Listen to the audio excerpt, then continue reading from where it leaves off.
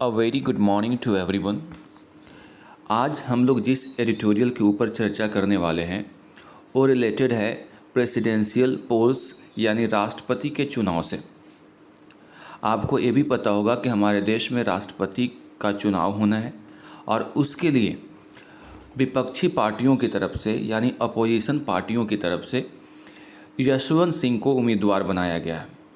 वहीं बीजेपी ने नहले पर दहला मारते हुए एक ऐसे चेहरे को राष्ट्रपति का उम्मीदवार यानी कैंडिडेट बनाया है जिसका विरोध करना विपक्षी पार्टियों के लिए भी मुश्किल है।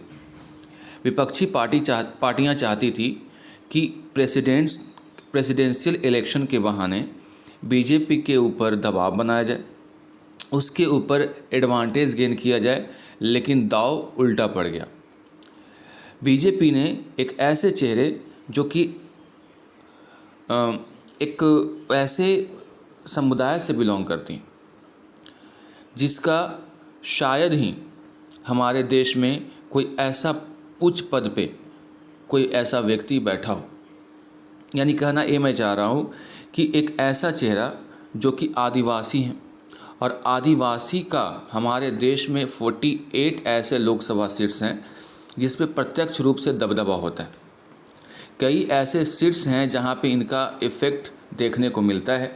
ऐसे में बीजेपी ने मास्टर स्ट्रोक चलते हुए जितने भी विपक्षी पार्टियां हैं उसको हताश कर दिया, निराश कर दिया और उनको सोचने पे मजबूर कर दिया। कई ऐसे पार्टियां जो कि बीजेपी में शामिल नहीं हैं वो भी नहीं चाहेंगे कि वो मुर्मू का विरोध करें, क्योंकि आदिवासी का वोट सबको चाहिए। इस तरह से आपने इस बात को समझ लिया कि बीजेपी ने ना कुछ करते हुए भी बहुत कुछ कर दिया द्रौपदी मुर्मू को अपना कैंडिडेट बना करके। इसी के ऊपर ये चर्चा हम लोगों को देखना है और हमारा जो अल्टीमेट पर्पस है वर्ड्स और फ्रेजेस को नोट डाउन करना, और जहाँ पे दिक्कत होगी मैं उसका हिंदी मीनिंग भी बताता चलूँगा। तो शुरुआत करते हैं। पहले जो लिखा हुआ है हाई ऑफिस। हमारा देश रिपब्लिक भारत यानी एक लोकतांत्रिक गणतंत्र है जहाँ पे जनता का शासन होता है और उसमें सबसे बड़ा पद जो होता है वो राष्ट्रपति का होता है। इसलिए यहाँ पे हाई ऑफिस लिखा गया है, यानी जो ऑफिस है सत्ता वाली जो ऑफिस है उसका सबसे ऊंचा जो पद है वो है प्रेसिडेंट का, और उसी के बारे में इस एडिटोरियल में बात होनी है। इस एडिटोरियल में बात करेंगे on the opposition and presidential poll. एक तरफ तो विपक्ष है और दूसरे तरफ प्रेसिडेंशियल पोल्स यानी राष्ट्रपति की चुनाव के बारे में बात होगी। चलिए कुछ लाइंस लिखे हैं उसको भी देख लिया जाए। The opposition did not use the presidential election to counter the BJP's narrative. Opposition यानी विपक्षी डिड नॉट यूज़ नहीं इस्तेमाल कर पाए। क्या नहीं इस्तेमाल कर पाए? प्रेसिडेंशियल इलेक्शन का यानी राष्ट्रपति चुनाव का विरोधी पार्टी इस्तेमाल नहीं कर पाए। किस रूप में? To counter BJP's narrative. BJP की जो सोच है, मंशा है, उसकी नैरेटिव है, उसको काउंटर करने में। काउंटर का मतलब क्या होता है? विरोध करना, जवाब देना। यानी अपोजिशन पार्टी का मन था कि प्रेसिडेंशियल इलेक्शन के बहाने बीजेपी की जो नैरेटिव है, सोच है, मंशा है, उसका विरोध किया जाएगा, काउंटर किया जाएगा, यानी विरोध किया जाएगा। लेकिन इसमें वे कामयाब नहीं हो पाए। यानी इस प्रेसिडेंशियल इलेक्शन का उन्होंने यूज अपने फेवर में नहीं कर पाए, यानी वे नहीं कर पाए, और इस तरह से विपक्षी जो है फेल हो गए बीजेपी के नैरेटिव को विरोध करने में। The BJP has stolen a march. Steal a march एक फ्रेज होता है, नोट डाउन कर लीजिएगा। स्टील अ मार्च, उसी का स्टील का V3 बन गया स्टोलन। स्टील अ मार्च का मतलब होता है to get advantage over. To get advantage over यानी बीजेपी ने एडवांटेज ले लिया, यानी डोमिनेंट हो गए। किसके ऊपर? अपोजिशन के ऊपर। बीजेपी जो है अब जो क्या हो गया? डोमिनेंट हो गया। किसके ऊपर? अपोजिशन के ऊपर, by naming Draupadi Murmu as its candidate for president. Draupadi Murmu का नाम प्रेसिडेंशियल इलेक्शन के लिए प्रेसिडेंट कैंडिडेट के तौर पे अनाउंस करके या नेम करके बीजेपी क्या कर दी? ऑपोजिशन के ऊपर हावी हो गई, डोमिनेंट हो गई। With the support of BJP allies, BJP के जो गठबंधन में हैं, and regional parties such as Odisha's BJD, Biju Janata Dal जो कि नवीन पटनायक की पार्टी है उड़ीसा में। अब इसमें सपोर्ट किसका किसका मिल गया? तो बीजेपी के साथ जितने भी एलाइज हैं, गठबंधन है, खासकर बिहार में भी देखिएगा नीतीश कुमार ने भी तारीफ़ की है। और जो रीजनल पार्टियां हैं, रीजनल कहने का मतलब जो क्षेत्रीय पार्टियां हैं, जैसे उड़ीसा की जो सबसे बड़ी पार्टी है बीजेडी, आंध्र प्रदेश की पार्टी YSRCP, ये सारी पार्टियां भी बीजेपी के फैसले के साथ है, यानी सपोर्ट कर रही। She is poised to win the, इन सब के सहयोग से, सपोर्ट से, she is poised to win. Poised to win मतलब होता है जीत की ओर अग्रसर है। पॉइज्ड मतलब होता है अग्रसर, यानी वो जीत की ओर अग्रसर है। कौन? शी किसके लिए आ रहा है? द्रौपदी मुर्मू के लिए। तो जीत की ओर अग्रसर हैं and become the first from a tribal community to occupy the highest office of the republic। और वो बनने जा रही हैं कौन? पहले ऐसी महिला जो कि ट्राइबल कम्युनिटी से बिलोंग करती हैं, या फिर पहले ऐसे व्यक्ति कह सकते हो जो ट्राइबल कम्युनिटी से बिलोंग करती हैं और किसी भी गणराज्य का, गणतंत्र का सबसे बड़ा जो ऑफिस होता है उसको होल्ड करने वाली हैं, ऑक्यूपाई करने वाली, प्राप्त करने वाली। The significance of her elevation, significance का मतलब होता है महत्व। उनके एलिवेशन का मतलब क्या होता है? उत्थान। उनके उत्थान का महत्व है is particularly pronounced in the 75th year of India's independence. यानी ऐसे व्यक्ति जो कि एक निचले पायदान से, ट्राइबल कम्युनिटी से आती हैं, उनका इस तरह से उत्थान हमारे देश के 75वें ईयर ऑफ इंडिपेंडेंस के लिए एक बहुत ही बड़ा महत्व रखता है। जिस समय हम लोग देश में अमृत महोत्सव मना रहे हैं, वैसे में एक ऐसे व्यक्ति को देश का सबसे उच्च पद पे आसीन करवाना एक बहुत बड़ी बात है और एक इसका इम्पोर्टेंस भी है, क्योंकि 75वां साल है हमारे इंडिपेंडेंस का, और ऐसे में इनका महत्व और बढ़ जाता है। आगे देखिएगा, a tribal women succeeding a Dalit in the highest office of the country is a remarkable testimony to the deepening of Indian democracy. कह रहा है कि ट्राइबल वुमेन को, और वो सक्सीड किसको कर रही हैं? एक दलित को, जो पहले भी आप देखे होंगे जो राष्ट्रपति हमारे थे क्या, अभी हैं फिलहाल, मुर्मू के बाद थे, हो जाएंगे, रामनाथ कोविंद, वो दलित समाज से बिलोंग करते हैं। तो एक तरफ दलित, दूसरे तरफ आदिवासी, ऐसे लोगों को जो कि समाज के निचले पायदान के लोग माने जाते हैं हमारे देश में, उनको देश के सबसे उच्च पद पे आसीन करवाना एक तरह का टेस्टिमनी है। टेस्टिमनी का मतलब एविडेंस है, प्रमाण है कि हमारा जो देश है, हमारे देश की जो डेमोक्रेसी है, लोकतंत्र है, वो बहुत ही गहरा है। इट इज़ डीपनिंग नाउ, बहुत ही गहरा होता जा रहा है। Notwithstanding the disturbing science of the mobilization of subaltern community. Subaltern communities उसको बोलते हैं कि एक ऐसा कम्युनिटीज़ जो कि निचले पायदान पे है। हालांकि इसमें देखिए कई ऐसी चीज़ें हैं, नॉट विद द स्टैंडिंग का मतलब नोट कर लीजिएगा, फिर भी, या हालांकि, हाउएवर जहाँ पे लिखते हैं वहाँ पे इसका इस्तेमाल करते हैं। तो नॉट विद द स्टैंडिंग का मतलब होता है हाउएवर, मतलब हालांकि कई ऐसे डिस्टर्बिंग साइंस मिलते हैं जिसमें एक सबाल्टर्न कम्युनिटीज़ है। इसका मतलब जो है, ऐसे अगर आप देखेंगे तो ऐसे कम्युनिटी जो थोड़ा सा निचले पायदान पे होती है, इसका और सिग्निफिकेंस आपको गूगल करके देख लेना होगा। फॉर मेजिटेरियन पॉलिटिक्स, यानी एक बहुवादी, वेजिटेरियन का मतलब क्या, बहुसंख्यक जो पॉलिटिक्स का विरोध के बावजूद भी ऐसा कदम उठा लेना ये बड़ी बात है, ये कहना चाह रहा है। ये जो है आप देख लीजिएगा, समझ लीजिएगा उसको। मीज़ मुर्मू, मीज़ क्यों लगाया गया कि कोई भी व्यक्ति जो कि ऊंचे पद पे है तो उसके लिए MS, मिस नहीं, मिसेज नहीं, मीज़ का इस्तेमाल किया जाता है। तो Ms Murmu will be the second women to hold the highest office.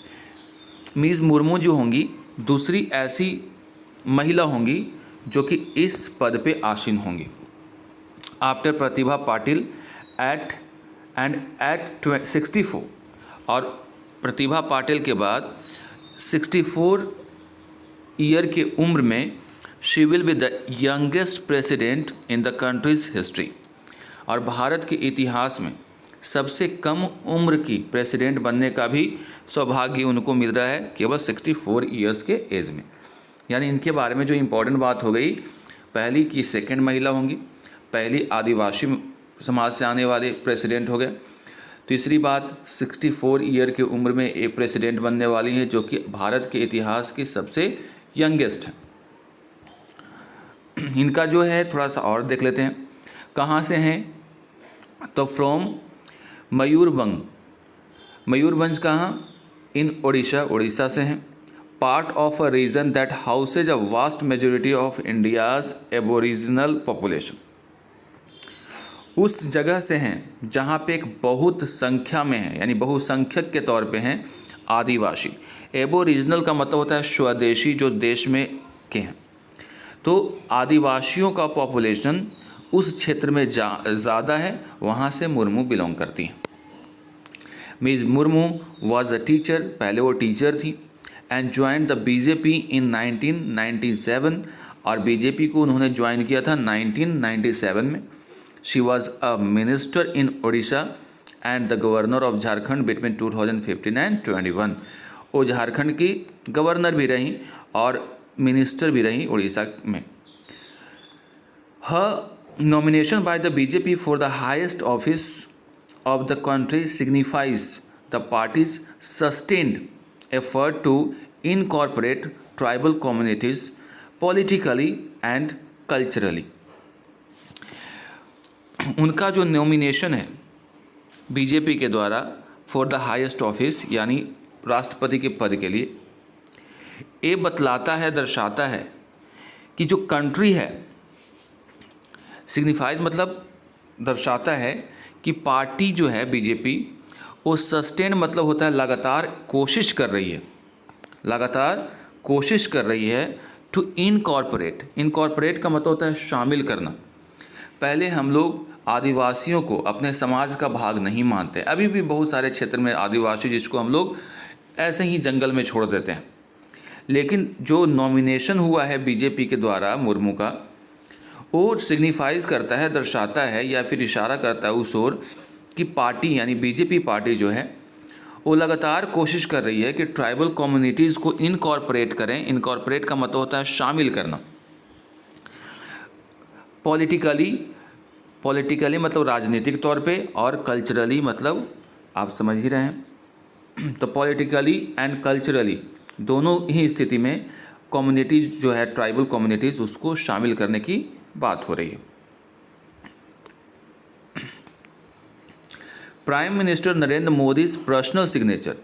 Signature का मतलब यहाँ पे सहमति है, यानी प्रधानमंत्री नरेंद्र मोदी की इसमें पर्सनल सहमति है। On the decision is unmistakable. और ये जो डिसीजन है वो अनमिस्टेकेबल है, यानी अचूक है। And is in line with his relentless effort. In line with का मतलब नोट कर लीजिएगा, अकॉर्डिंग टू के अनुसार या के अनुरूप कह सकते हैं। और ये जो डिसीजन है वो उनकी रिलेंटलेस का मतलब होता है अथक, बिना रुके, बिना थके, रिलेंटलेस अथक एफर्ट है to expand the BJP social base wide and far. उनकी जो एक अथक कोशिश है कि बीजेपी के जो बेस है, आधार है, यानी सामाजिक आधार है, उसको और बड़े पैमाने पे फैलाया जाए। यानी भारत के प्रधानमंत्री की जो पर्सनल सहमति थी इस डिसीजन को लेकर के, वो अचूक है, और उनकी जो एक कोशिश है उसके अनुरूप है। क्या कोशिश है उनकी कि बीजेपी का जो सोशल सामाजिक आधार है उसको और भी बड़े पैमाने पे फैलाया जाए।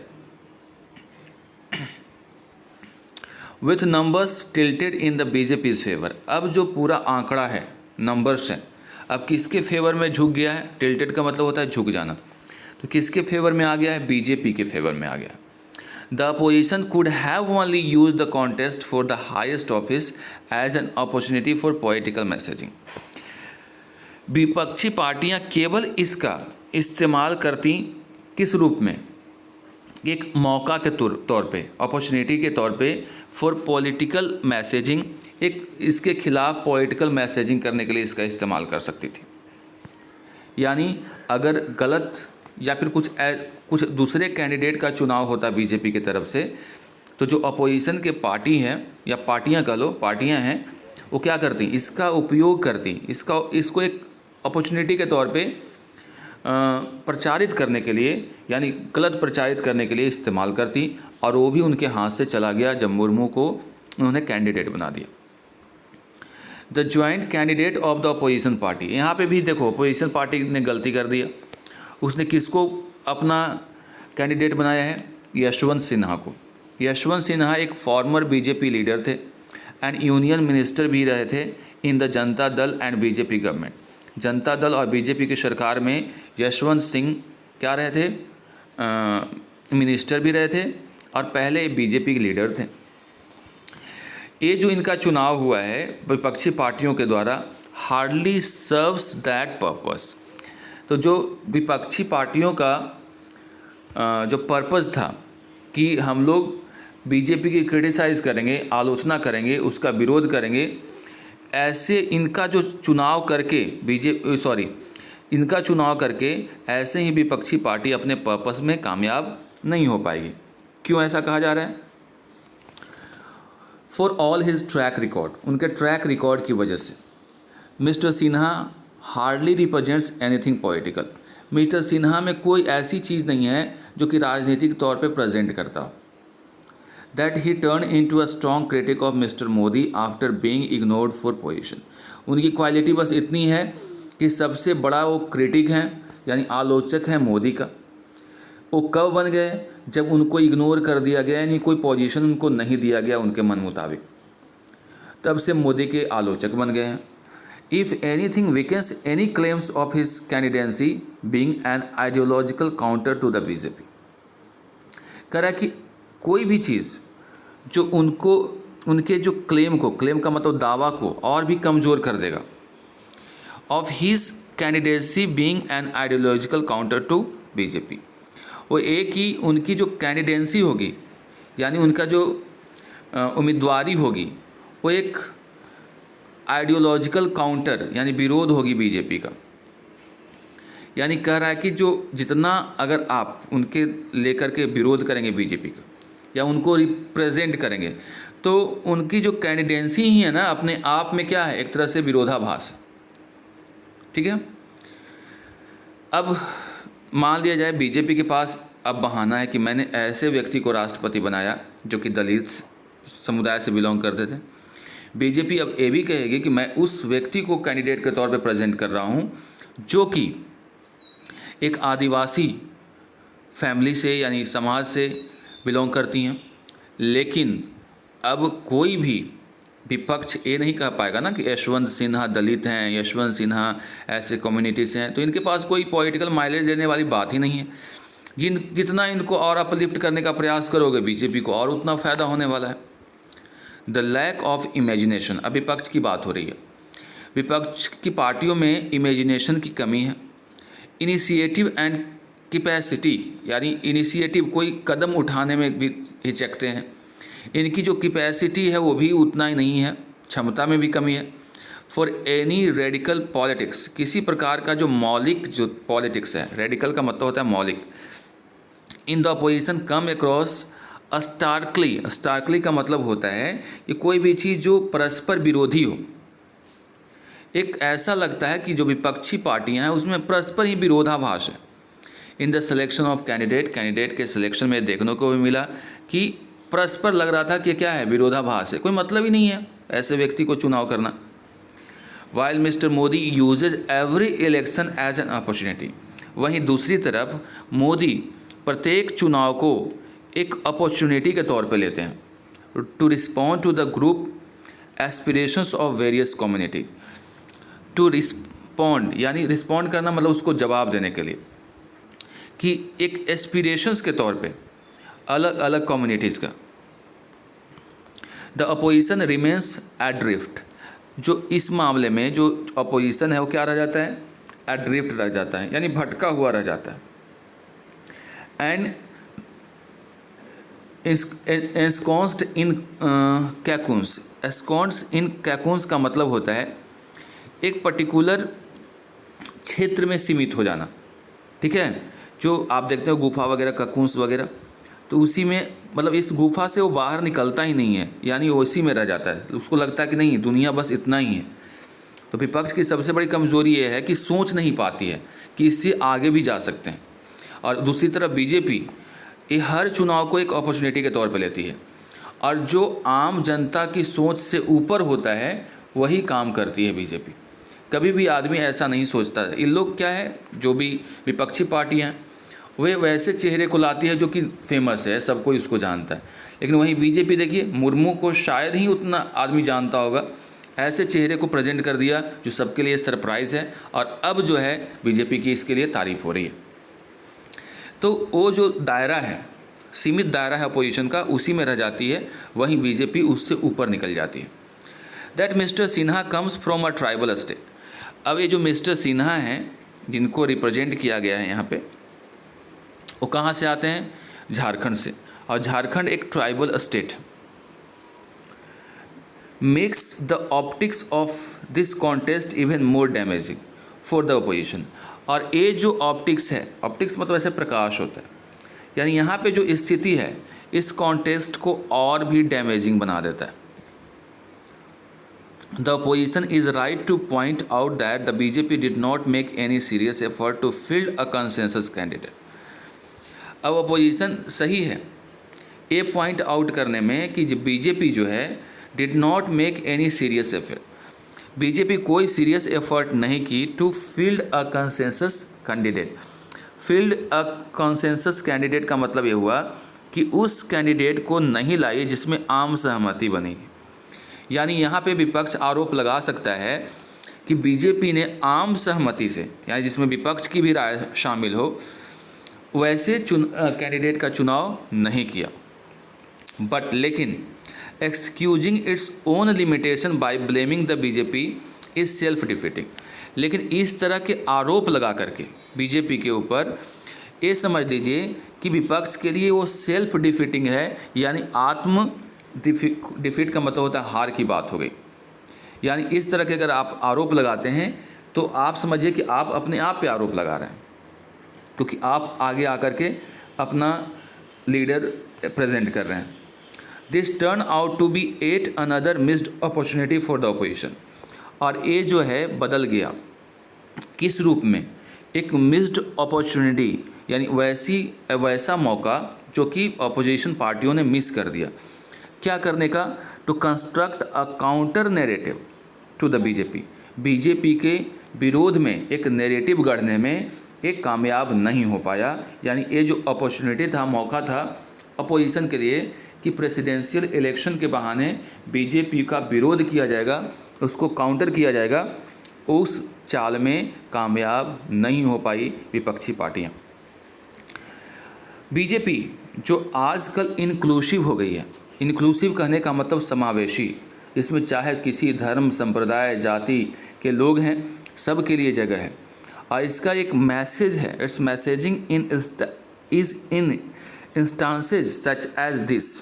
और इसका इस प्रकार का मैसेज भी है, जैसा कि इस एग्जाम्पल में आप देख सकते हैं यानी बीजेपी अब इंक्लूसिव पार्टी है, जिसमें सारे लोग, चाहे वो किसी धर्म जाति संप्रदाय से हों, चाहे वो दलित ही क्यों ना हो, चाहे वो आदिवासी ही क्यों ना हो, सब के लिए जगह है। और ये जो मैसेज देना चाहती है इस तरह के एग्जाम्पल के तौर पे, जो कि मुर्मू का एग्जाम्पल है,